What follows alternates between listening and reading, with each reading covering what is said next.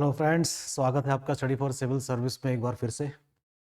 और धीरे धीरे दिन नज़दीक आ रहे हैं 17 मार्च के यूपी पीसीएस प्री वाले एग्ज़ाम के लिए। ठीक, तो आज थोड़ा सा देख लेते हैं, क्वेश्चन ब्रेकअप देख लेते हैं। सिर्फ 2 साल को उठाएंगे, 2023 और 2022।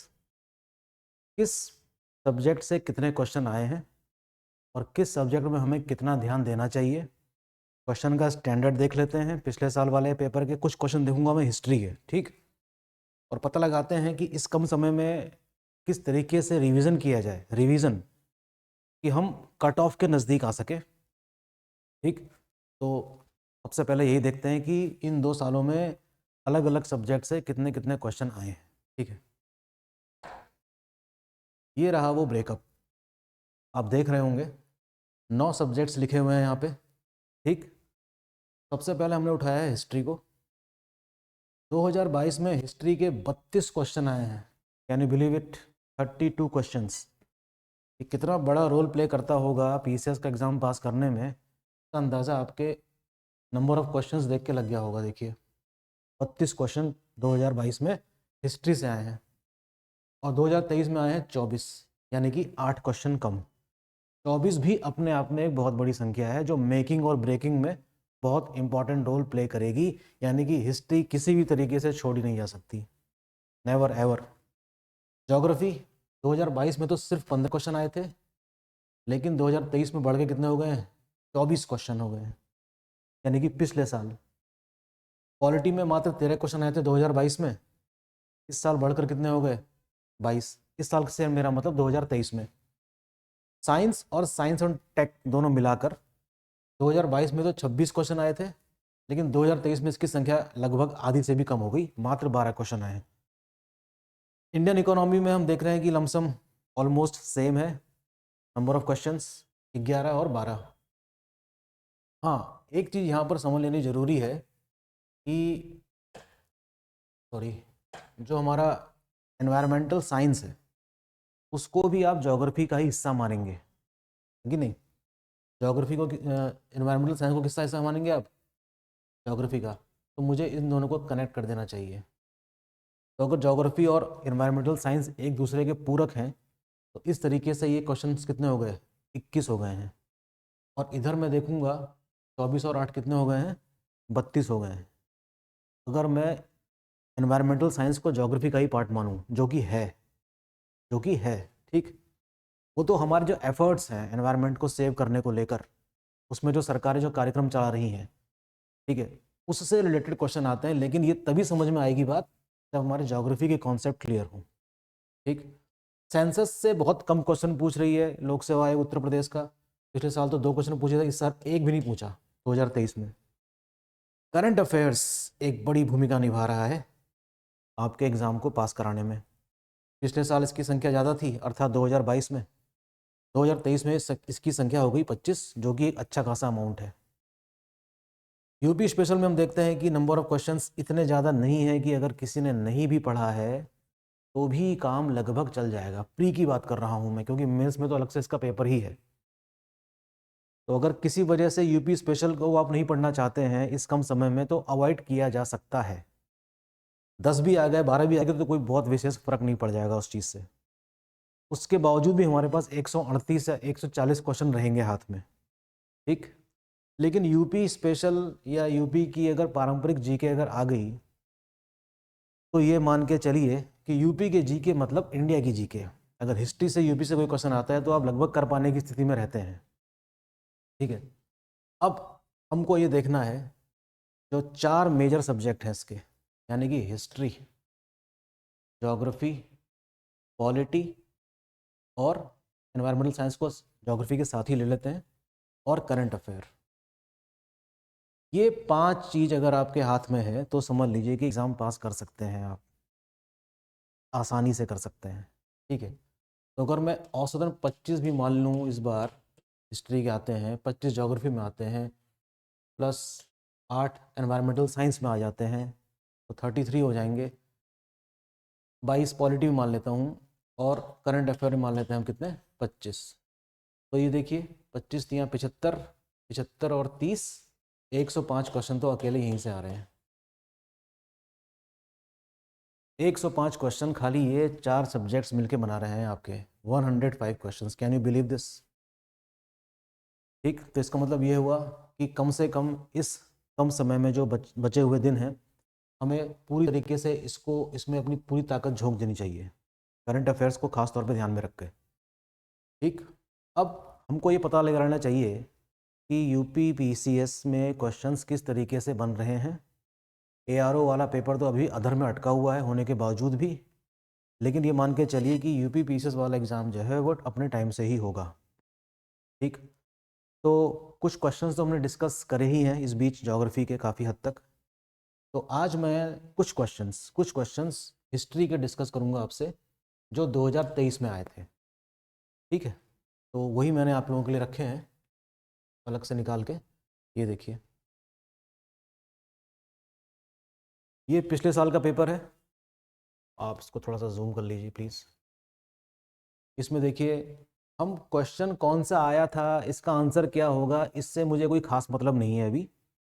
मैं आपको ज़रा उसकी रूपरेखा बताना चाहता हूँ कि आयोग ने किस प्रकार से क्वेश्चंस को कवर करने की कोशिश करी है एंशिएंट, मेडिवल और मॉडर्न से। ये क्वेश्चन है, क्वेश्चन नंबर 23 है। मुझे नहीं पता कि सीरीज़ का नाम क्या है। क्वेश्चन नंबर 23 आया है एंशिएंट इंडिया से। कहाँ से आया है क्वेश्चन? ये एंशिएंट इंडिया का क्वेश्चन है ये, यानी कि प्राचीन भारत का है। प्राचीन भारत का कौन से वाले पार्ट का है? ये है उत्तर मौर्य काल का है, पोस्ट मौर्यन पीरियड का है, जब भारत के उत्तर पश्चिम क्षेत्र में आक्रमण शुरू हो गए थे। तो हमें इसी ऑप्शंस को देखकर क्रम लगाना है कि सबसे पहले किसने आक्रमण किया, उसके बाद कौन आया, फिर उसके बाद कौन सा आया। आंसर इसका वैसे ए है। सबसे पहले यवन आए थे, फिर शक आए थे और फिर कुषाण आए थे। इन्होंने भारत के अलग अलग हिस्सों में अपना साम्राज्य स्थापित किया, भारतीय संस्कृति को प्रभावित किया और भारतीय संस्कृति से प्रभावित हुए। ये मामला दो तरफा था। ठीक, कुषाण के तो कई शासकों ने शुरुआत में तो शैव धर्म को अपनाया और बाद में हम देखते हैं कि कैसे कनिष्क ने बुद्धिज्म को अपनाया है और तीसरी बौद्ध संगति करवाई है। ठीक, तो ये क्वेश्चन कहाँ का हो गया आपका? हिस्ट्री का, पोस्ट मॉर्यन पीरियड। और ये कोई बहुत टफ क्वेश्चन नहीं था, ये क्वेश्चन रिपीट हुआ है कई बार।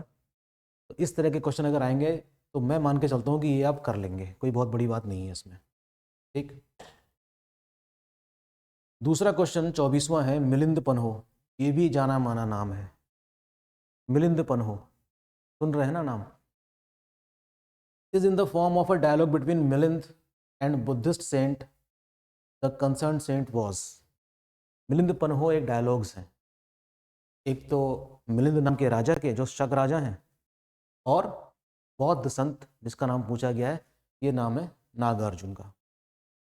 शून्यवाद के प्रतिपादक माने जाते हैं नागार्जुन, उनका संबंध उनसे है।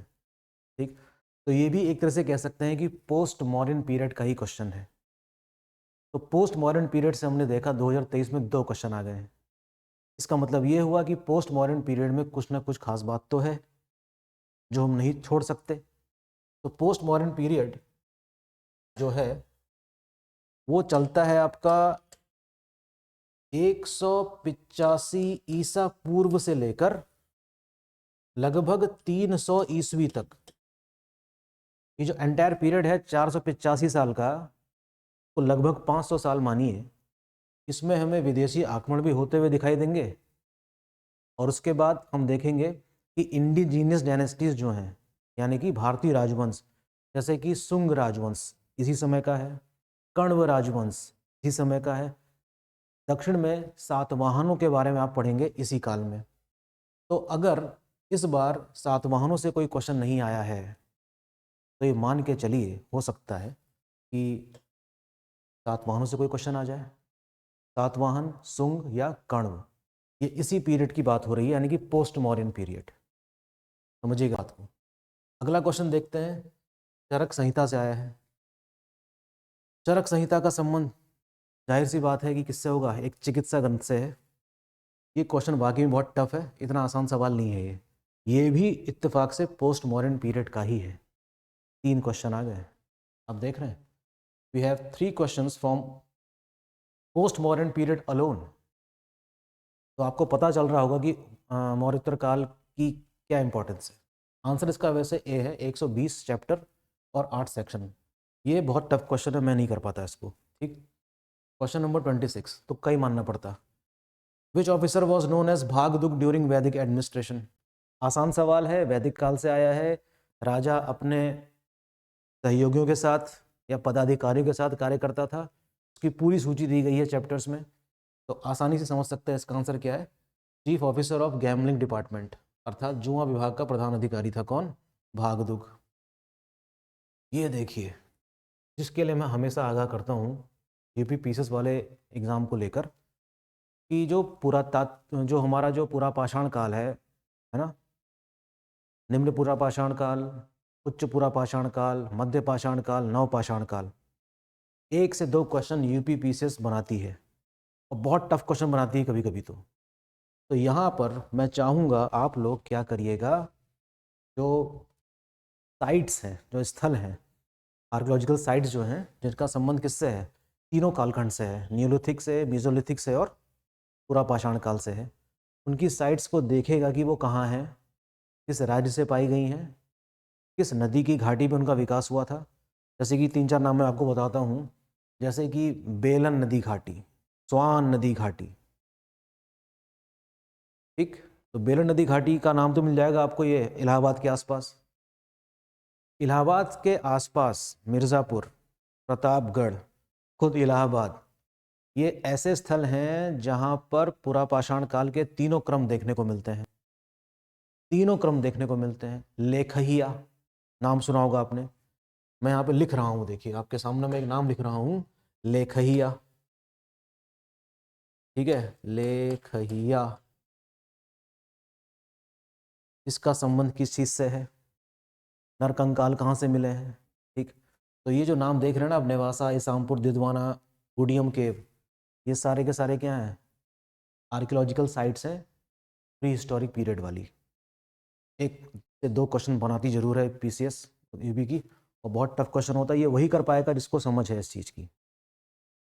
ठीक है, तो जिन्होंने अभी तक ये चैप्टर नहीं पढ़ा है, आज तक नहीं पढ़ा है, और पहली बार एग्जाम देने जा रहे हैं, तो मैं कहूँगा कि मत पढ़ना, फिर अब इस चैप्टर को पढ़ना ही मत आप। ठीक है, यही सलाह है कि इस कम समय में ऐसे चैप्टर को उठाने का जोखिम करने की आवश्यकता नहीं है, इसको छोड़ ही दीजिएगा आप। फिलहाल इसके आंसर पे चर्चा कर लेते हैं थोड़ी। नेवासा है महाराष्ट्र में, दिदवाना है राजस्थान में। ठीक है, इसी से मेरे ख्याल से आंसर बन जाना चाहिए, ए का 3 और सी का 1, तो ये आंसर हो गया इसका ए। ठीक है, A is the right answer. Nevasa Maharashtra में है, दिदवाना राजस्थान में है, और ईसामपुर है कर्नाटक में, और गुडियम केव है तमिलनाडु में। नॉट एन ईजी क्वेश्चन, आसान क्वेश्चन मैं इसको नहीं मानूंगा, बिल्कुल भी नहीं मानूंगा। Eastern boundary of the Harappan culture is indicated by which of the following. ये आसान सवाल है, कई बार रिपीट हुआ है, और ये क्वेश्चन गलत नहीं होना चाहिए, किसी का भी गलत नहीं होना चाहिए, क्योंकि हम कुछ भी कहें, हम ये सलाह नहीं दे सकते आपको कि सिंधु घाटी सभ्यता मत पढ़ना। सिंधु घाटी सभ्यता जरूर पढ़ना, वो एक ऐसा टॉपिक है जहाँ हमेशा से 2 से 3 क्वेश्चन बनने की संभावना हमेशा रही है। ठीक, तो अगर हम, चलिए इसको मैं अलग से बता देता हूँ आपको, कि अगर हम इंडस वैली सिविलाइजेशन को समझें, तो सबसे पहले तो हमें इसकी बाउंड्री पता होनी ही चाहिए। तो ये मैंने रफ फिगर बना दिया, चलिए, इंडस वैली सिविलाइजेशन का। तो आप देख सकते हैं कि इसका नॉर्दर्न मोस्ट पॉइंट ये है, इसका सदर्न मोस्ट पॉइंट ये है, इसका ईस्टर्न मोस्ट पॉइंट ये है, इसका वेस्टर्न मोस्ट पॉइंट ये है। यहाँ से भी क्वेश्चन आ जाते हैं। तो पूछा गया कि ईस्टर्न मोस्ट पॉइंट कौन सा है, तो ये है आपका आलमगीरपुर, जो कि यूपी में है, वेस्टर्न यूपी में है। दक्षिण में क्या है, दैमाबाद। उत्तर में है क्या, मांडा, जो कि कश्मीर में है। और इधर आ जाएगा आपका सुतका गेंडोर। जिन्होंने पढ़ाई कर रखी है उनको ये सारी बातें पता होंगी, 100% पता होंगी। लेकिन ये भी पता लगाना जरूरी है कि किन किन नदियों के किनारे हैं। ये दाश्क के किनारे है, ये परवरा के किनारे है, ये हिंडन के किनारे है, वो चेनाब के किनारे है, समथिंग लाइक दैट। तो इंडस वैली सिविलाइजेशन वाले चैप्टर को आप इस तरीके से पढ़ने की कोशिश कीजिएगा, पढ़ के अपने आप समझ में आ जाती है बात, ठीक है, बात को समझिएगा। ओके, ये देखिए, तो इसका आंसर क्या रहेगा आपका, आलमगीरपुर।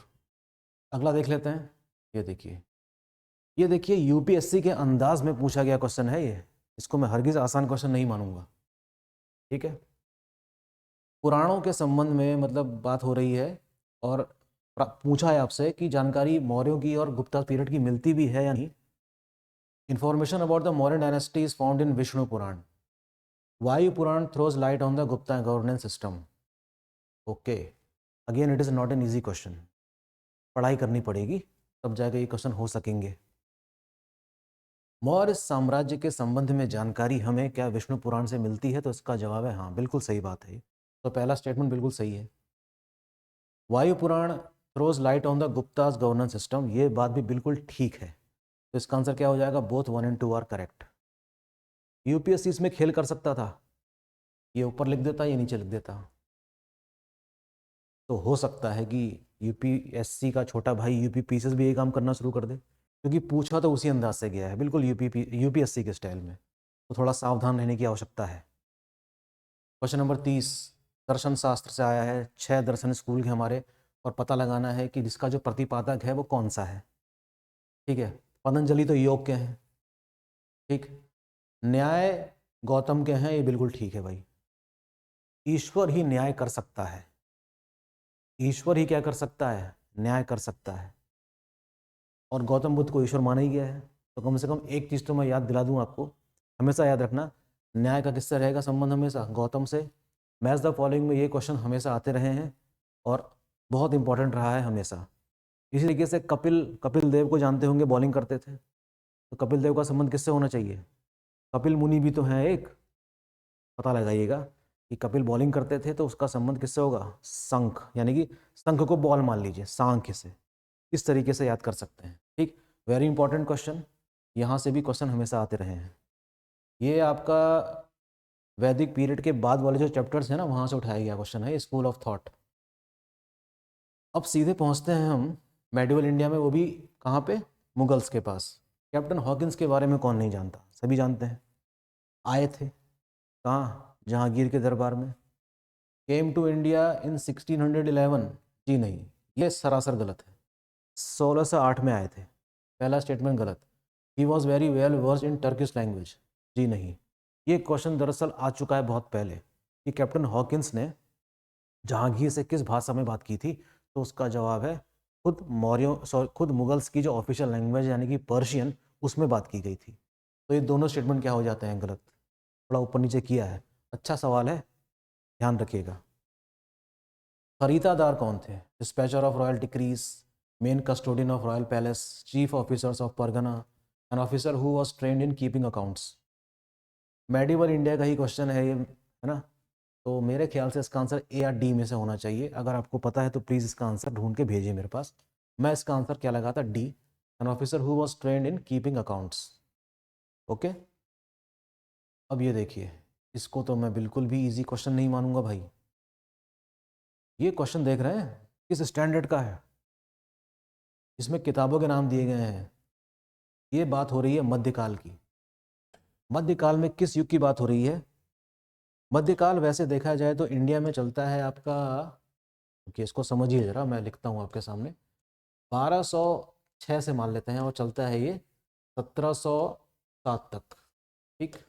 जिसको हमने अपनी सहूलियत के लिए 2 पार्ट में डिवाइड कर रखा है। अपनी सहूलियत के क्या, ऐसे करना ही पड़ा होगा इतिहासकारों को। पहला दिल्ली सल्तनत है 1206 से लेकर 1526 तक, और उसके बाद आता है नंबर 1526 से लेकर 1707 तक किसका, मुगल्स का। लेकिन ये जो क्वेश्चन है ना तो इससे है ना तो इससे, तो फिर ये कौन से मध्यकालीन का है। दरअसल मध्यकालीन का मतलब ये नहीं है, दरअसल मैं अगर दिल्ली सल्तनत की बात करूं तो इसका मतलब ये नहीं है कि सिर्फ और सिर्फ दिल्ली सल्तनत ही थी उस समय। भारत के अलग अलग हिस्सों में और भी बड़े बड़े साम्राज्य थे। एक का नाम है बहमनी, और एक का नाम है विजयनगर, एक का नाम है गुजरात। ये सारे रीजनल किंगडम भी काफ़ी इंपॉर्टेंट हैं। और विजयनगर तो बहुत ही बड़ा साम्राज्य था। बहमनी साम्राज्य के साथ उसका तुंगभद्रा को लेकर विवाद चलता रहता था हमेशा। तो दरअसल ये जो क्वेश्चंस हैं ये रीजनल किंगडम से आए हैं। ठीक है, क्षेत्रीय राजवंश जो मेडिवल पीरियड के थे। इसलिए ये आपका ध्यान अपनी तरफ आकर्षित कर रहा है कि मुझको भी पढ़ लेना थोड़ा सा। ठीक है, तो कोशिश करते हैं इसको सॉल्व करने की। सिकंदरी नाम आ रहा है, तो सिकंदर पक्का कहाँ का होगा? गुजरात का। तो ए का तो मैं मारूंगा 4। ठीक है, बुरहान मासिर, मुझे याद आ रही है बात महमूद गवां की, तो बी का होना चाहिए। एक मिनट, रियाज उस सलातीन का संबंध होना चाहिए।